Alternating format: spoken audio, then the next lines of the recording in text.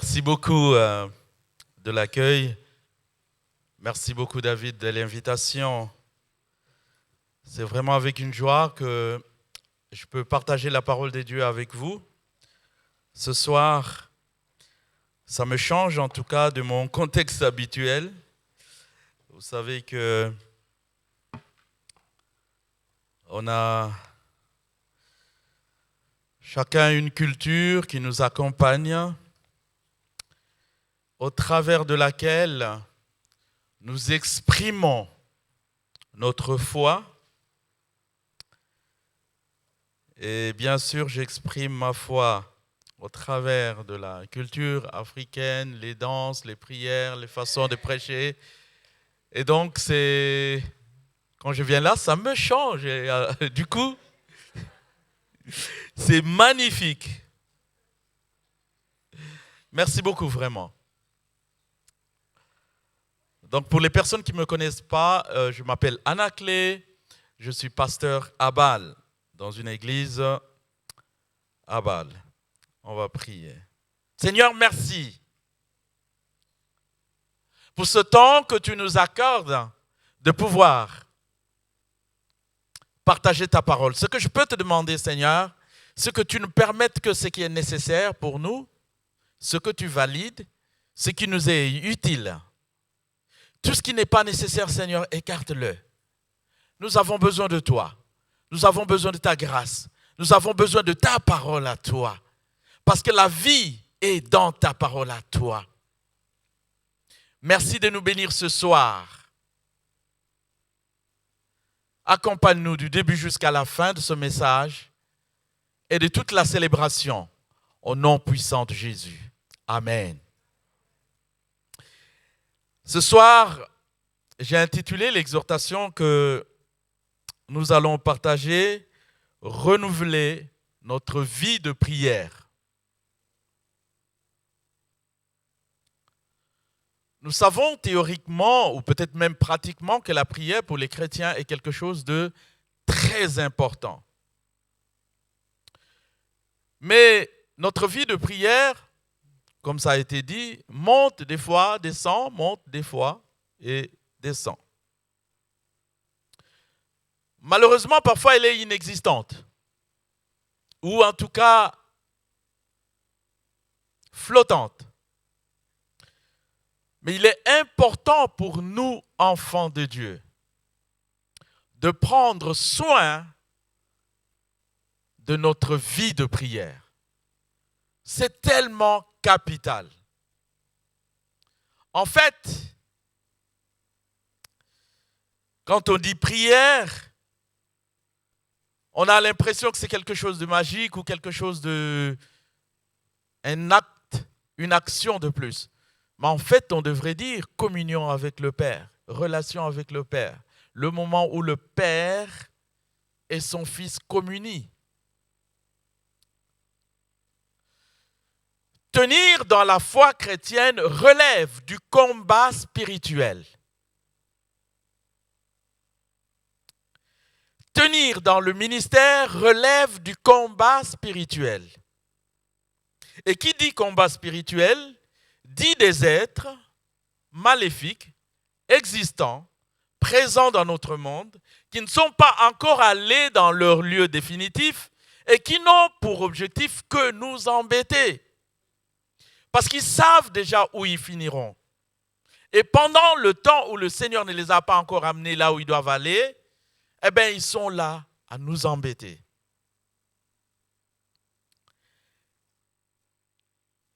Bien-aimés, si nous ne prenons pas soin de notre vie spirituelle, il est impossible de vaincre l'ennemi.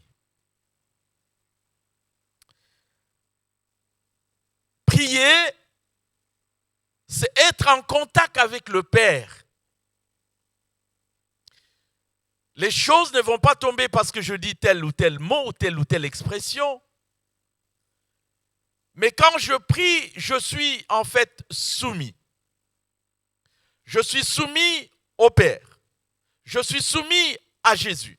Je suis soumis à l'Esprit de Dieu. En fait, quand je prie, je lui remets mon sort. Voilà pourquoi j'ai dit, il est impossible de vaincre. Pourquoi?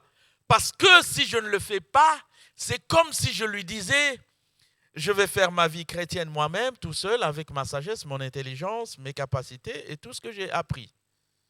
Mais bien aimé, aucune sagesse humaine, aucune intelligence humaine, aucune force humaine ne peut nous aider dans le combat spirituel. Aucune. Prier, c'est donner au Seigneur l'opportunité de faire ce qu'il doit faire dans notre vie pour que les choses se passent comme elles devraient se passer. Ne pas prier, c'est travailler soi-même. Mais prier, c'est donner l'occasion à Dieu de travailler. C'est clair, si c'est l'homme qui travaille ou si c'est Dieu qui travaille, les résultats ne sont pas les mêmes. Le monde dans lequel nous sommes, en commençant par notre famille, nous pose des questions très sérieuses. La réponse qui contient quelque chose de consistant ne peut pas venir de l'intelligence humaine. Si tel était le cas, on n'aurait plus de guerre.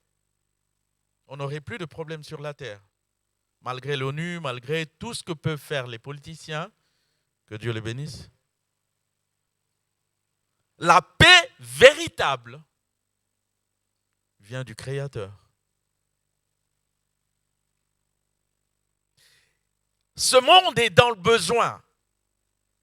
Mais pour que je donne une réponse consistante, encourageante, édifiante, qui aide une personne à relever la tête dans un monde de violence, ça s'obtient de la part du Père. Quand et où? Quand nous communions dans le temps de prière et que je lui dis, Seigneur, je viens. Ma famille me pose des questions très difficiles. Ils veulent des réponses, mais je n'en ai pas ces réponses. Alors, pendant ce moment que nous sommes en train de communier, le Seigneur transmet un mot. Le Seigneur transmet une sagesse. Le Seigneur transmet une parole.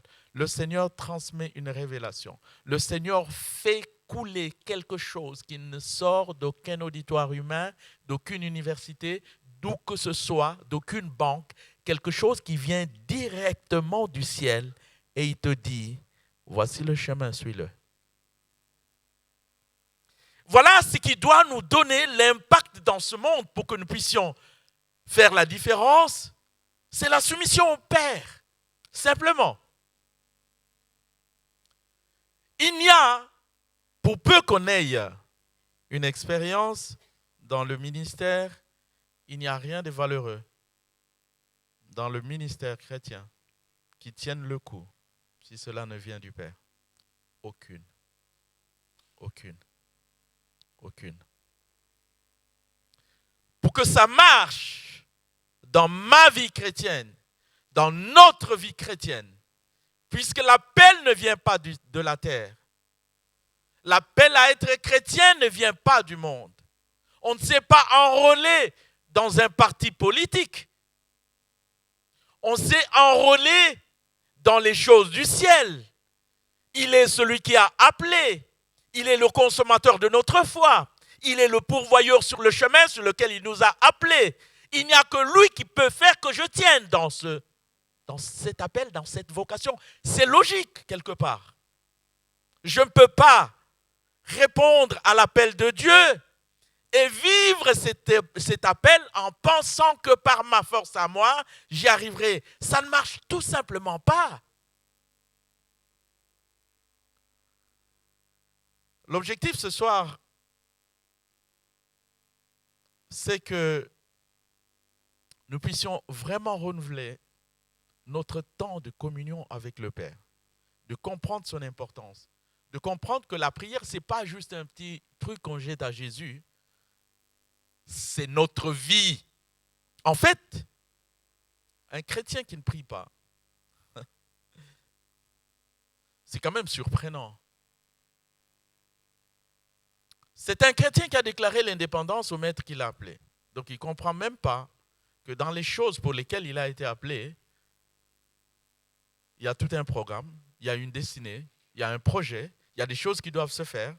Et elles ne peuvent pas se faire avec la personne de la personne appelée, avec la force de la personne appelée, mais c'est celui qui a appelé qui pourvoira en toutes choses. Un chrétien qui ne prie pas, il est mort pourquoi? C'est un indépendant. Sa branche n'est pas liée au tronc.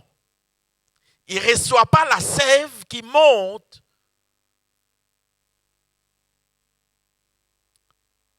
dans l'arbre. Nous dépendons du Père. La prière, c'est notre vie. Nos églises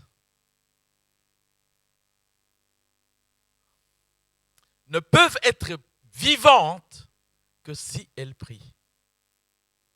Pourquoi?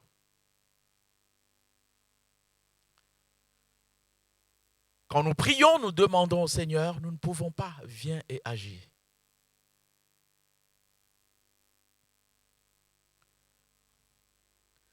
Une des choses qui est marquante dans la vie de Jésus, c'est sa dépendance à son Père. C'est impressionnant de voir que tout ce qu'il disait,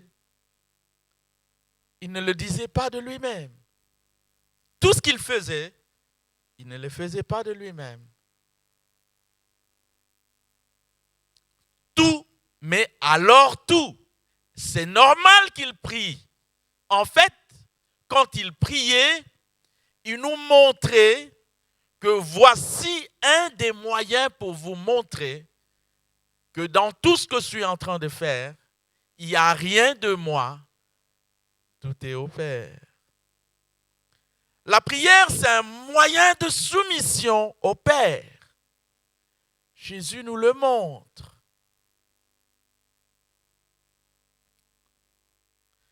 Je ne sais pas comment on peut considérer la prière comme quelque chose de difficile, de compliqué. Évidemment, au début, ce n'est pas toujours simple. On doit faire du chemin, on doit apprendre. Mais si on présentait la prière comme un fardeau, comme quelque chose de très lourd, quelque chose de... encore une action de plus dans la vie des chrétiens, non, ça ne va pas aider.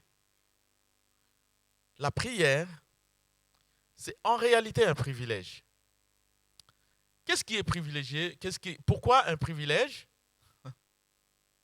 Dans un monde plein de violence, de guerre, de problèmes, de situations, de maladies, dans un monde là où est Satan et où sont les démons, Dieu nous accorde le privilège de dire « Mon fils, ma fille, je m'occupe de ta vie, je m'occupe de ta vie chrétienne. Et je te permets à chaque instant où tu le voudras d'avoir tes pieds dans un monde problématique, mais ta tête dans un monde où il n'y a pas de problème. Et je te donne l'opportunité, aussi fini es-tu, de te connecter à tout moment à l'infini. Vous imaginez? Aussi difficile que soit ta situation, moi j'ouvre une fenêtre dont tu pourrais te servir à tout moment, dans le train, à l'école, aux toilettes, n'importe quand, 24/24, tu peux avoir tes pieds dans un monde problématique et ta tête connectée à un monde où il n'y a pas de problème. Et tu verras comment ça te change. C'est impressionnant de voir que le Seigneur nous donne la possibilité à tout moment, de nous évader, de quitter, de ne pas se laisser enfermer par des problèmes, de ne pas se laisser enfermer par des diagnostics, de ne pas se laisser enfermer par ce qu'un individu humain a déclaré qui aurait une quelconque valeur, alors même que le Père n'a encore rien déclaré. il pourrait déclarer quelque chose qui est complètement le contraire du diagnostic. C'est un privilège extraordinaire. Bien-aimé, il faut courir à les prier. Non, mais franchement, en fait, si nous ne prions pas, honnêtement, nous nous faisons du mal à nous-mêmes. C'est-à-dire, nous nous privons de l'infini. Vous imaginez, nous nous privons d'un privilège extraordinaire. Un chrétien qui prie vit la tête haute parce qu'il sait que celui qui est en lui est plus que celui qui est dans le monde.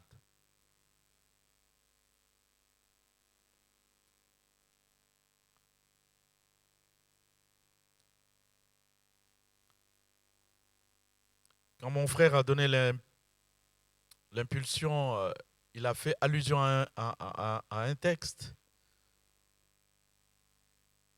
que nous allons étudier. J'ai dit, mais Seigneur, c'est quoi cette affaire? Tu es tellement bon. Tu es tellement bon. Nous sommes dans le livre de Matthieu.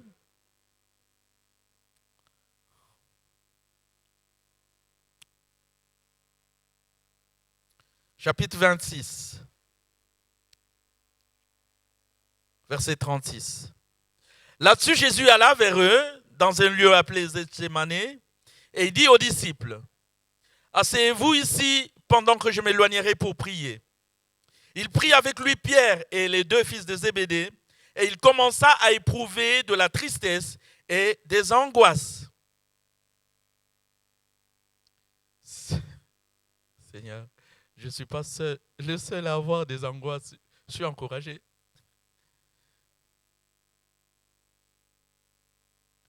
Comment le Seigneur peut avoir des angoisses? Verset 38. Il leur dit alors, « Mon âme est triste jusqu'à la mort, restez ici et veillez avec moi. » Puis, ayant fait quelques pas en avant, il se jeta sur sa face et pria ainsi, « Mon Père, s'il est possible que cette coupe s'éloigne de moi, toutefois, non pas ce que je veux, mais ce que tu veux. » Et il vint vers les disciples qu'il trouva endormis et il dit à Pierre, « Vous n'avez donc pas pu veiller 1 heure avec moi? Veillez et priez, afin que vous ne tombiez pas dans la tentation. L'esprit est bien disposé, mais la chair est faible. » C'est le verset auquel le frère avait fait allusion. Verset 42. Et il s'éloigna une seconde fois et pria ainsi, « Mon Père, s'il n'est pas possible que cette coupe s'éloigne sans que je la boive, que ta volonté soit faite. » Il revient, il les trouva encore endormis et leurs yeux étaient appesantis. Il les quitta et s'éloigna et pria pour la 3e fois, répétant les mêmes paroles.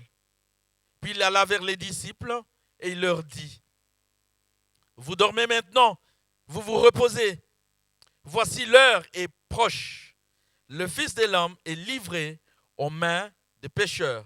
Levez-vous, allons, voici celui qui me livre s'approche. » Le Seigneur a un projet extraordinaire de nous sauver. Mais ça va lui coûter cher. C'est dur. Il doit se sacrifier.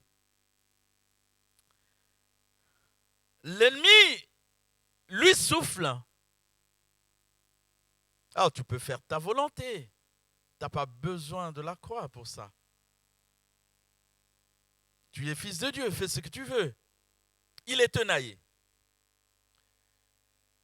Mais nous voyons ici un exemple du Seigneur qui, ayant un projet spirituel pour le monde, pour l'Église, pour nous, humains, où trouve-t-il les solutions? À genoux. Il sait que ce ne sont pas des choses qui se résolvent n'importe comment. Il voit ce que nous ne voyons pas.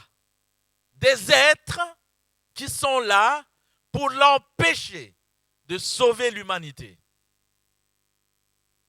Il lutte, il lutte, il lutte, il lutte. Il sait que la victoire face à Satan, face à ces hordes qui viennent de l'enfer, dépend de son étroite communion avec le Père. Alors pendant qu'il est pris,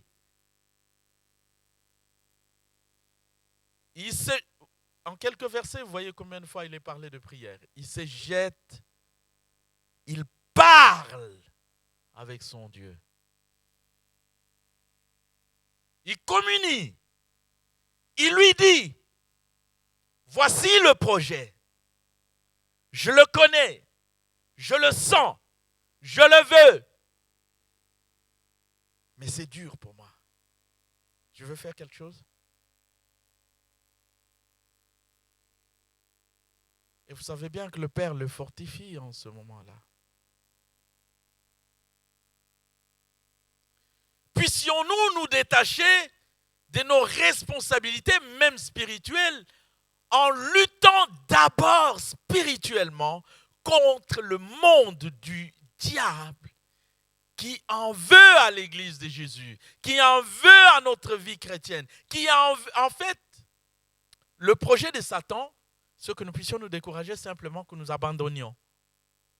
Alors, notre victoire, notre respiration, notre existence est dépendante de celui qui nous a appelés, le Père.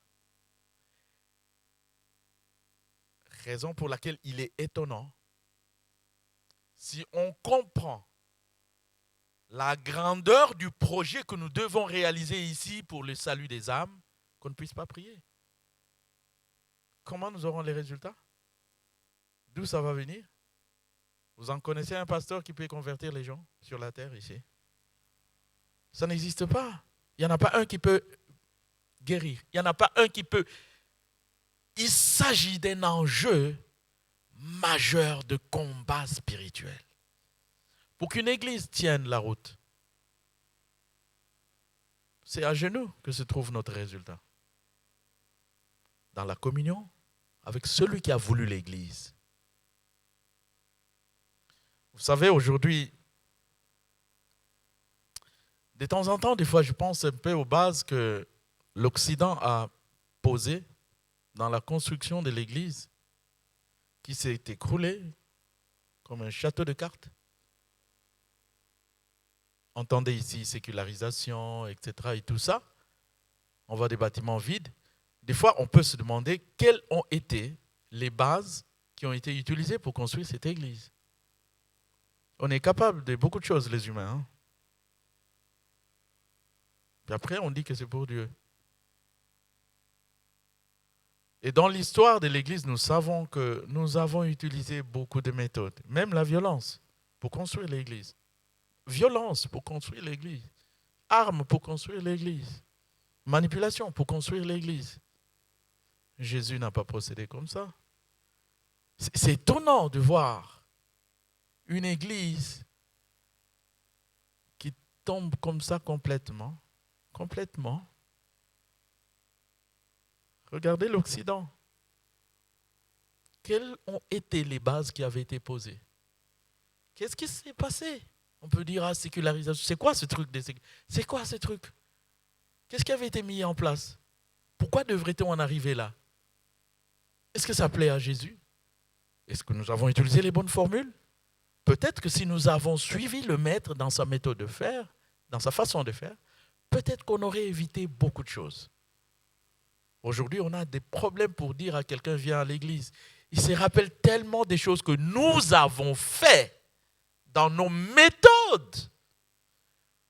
Le Père, ici, confie une charge à son Fils et le Fils vient avec la charge, Père, je ne peux pas sauver le monde si tu n'es pas là.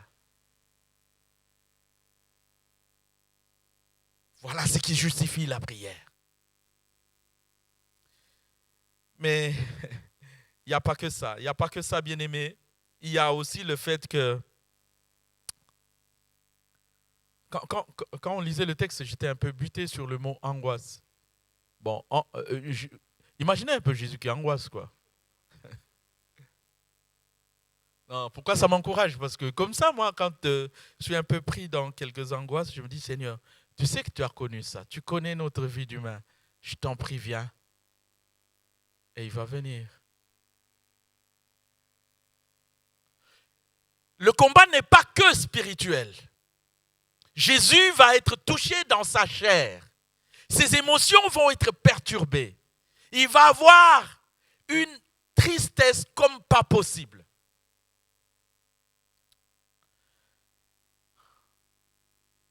Il va être trahi. Qui aimerait être trahi? Par son meilleur ami. Qui aimerait être accusé injustement? Personne de nous. Comment la personne que j'aime tourne le talon contre moi? Ses émotions étaient blessées.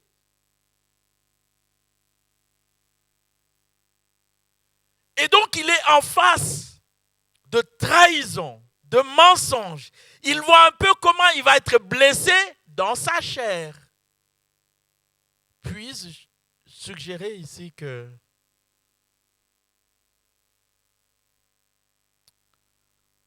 notre paix et notre sérénité, quand nous sommes troublés, se trouve dans la communion avec notre Père.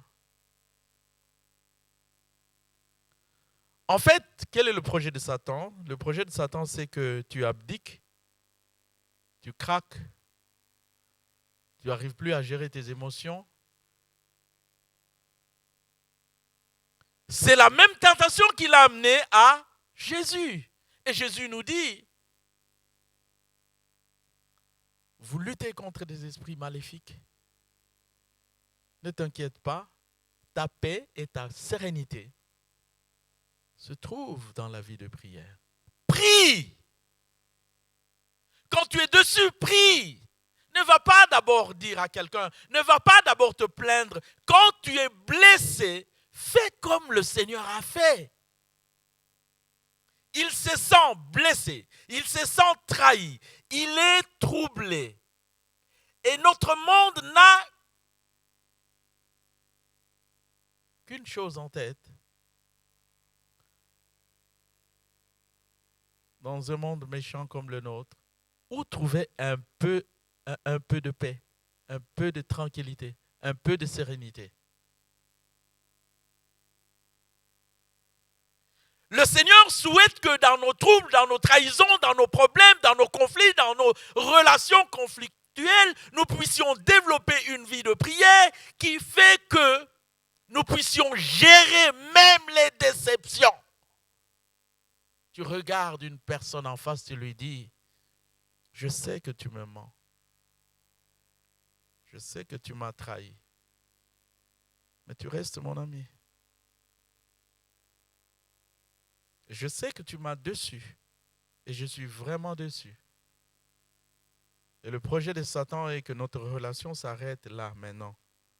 Mais moi, je ne suis pas d'avis que notre relation s'arrête. Bien-aimé, pour avoir cette force de parler à un traître, Judas, c'est bien un traître. Jésus l'appelle encore son ami.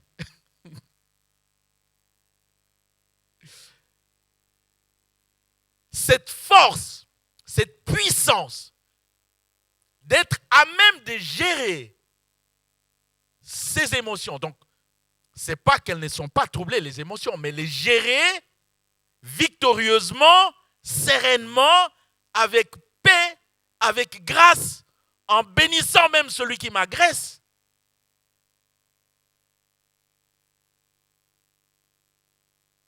J'ai appris qu'il y a des chrétiens qui ne priaient même pas pour Poutine. Oh, pardon, je rentre en politique, mais... Comment je peux bénir un ennemi? Si quelqu'un bombarde, enfin, il bombarde une famille, je perds un des miens. Que dit Jésus? Bénis-le. Où trouverai-je la force, humainement parlant, où trouverai-je la force pour gérer ça? Dans le lieu de la prière. Le Seigneur va communiquer à chacun de nous, à chacun de ses enfants, une capacité extraordinaire qui ne s'étudie pas. Ce n'est pas dans les statistiques, ce n'est pas dans les études psychologiques. Ça vient tout droit du ciel. Une capacité, une paix incroyable au milieu même de la trahison. Tu le salues et tu le bénis.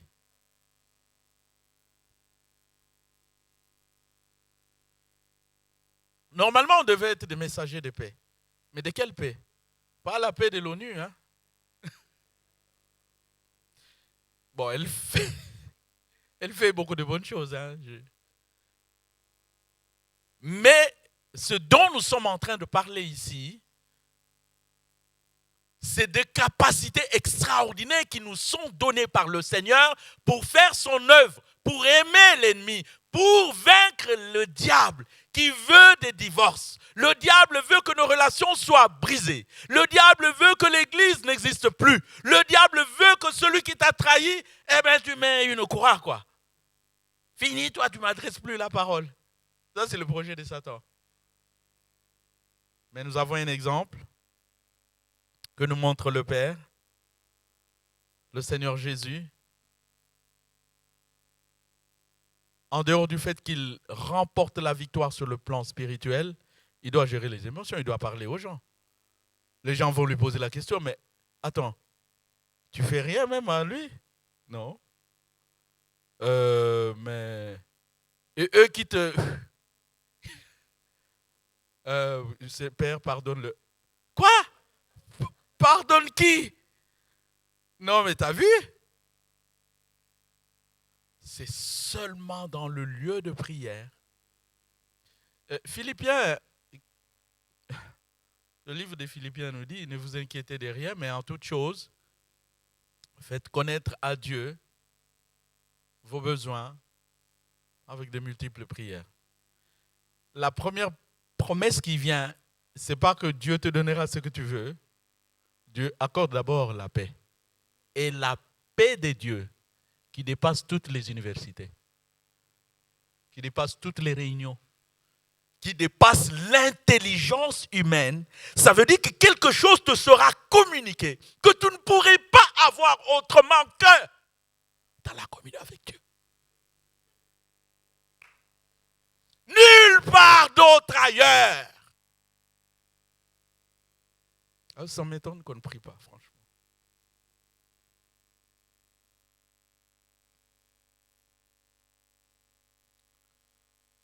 Nous avons besoin de paix. Nous avons besoin des fils de paix.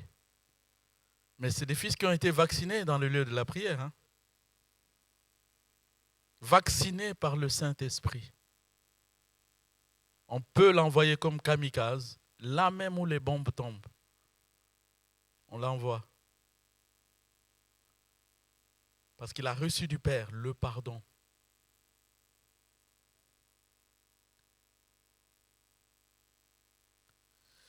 Quand tu es angoissé, quand tu as des soucis, j'allais dire presque profite-en.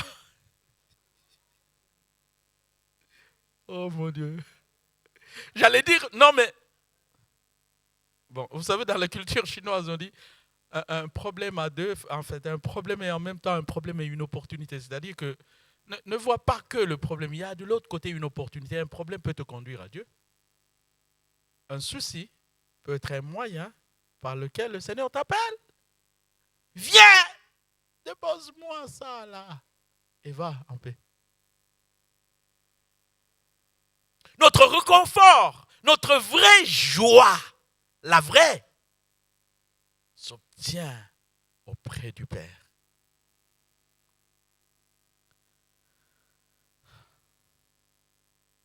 Il y a tellement de choses à dire.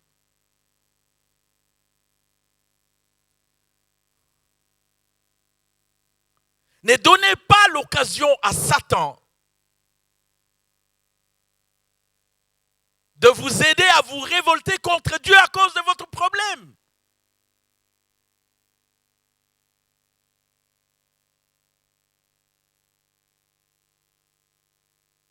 Nous avons besoin de prier, bien-aimés. Si tu pries, ta vie est sereine. C'est fou. Ceux qui prient le savent. Ta vie est sereine. Pourquoi? Tu reçois des choses extraordinaires dans la présence de Dieu. Nous avons besoin de prier. Je dois m'arrêter là parce que je vois que l'heure file. En gros, j'aimerais dire ceci. Vraiment, si tu avais un carnet de prière qui a disparu entre-temps, s'il te plaît, si tu peux aller le reprendre et renouveler ta communion avec Dieu. Notre vie chrétienne en dépend. La vie de l'Église en dépend. Notre propre paix en dépend. Notre santé spirituelle en dépend. Que le Seigneur vous bénisse.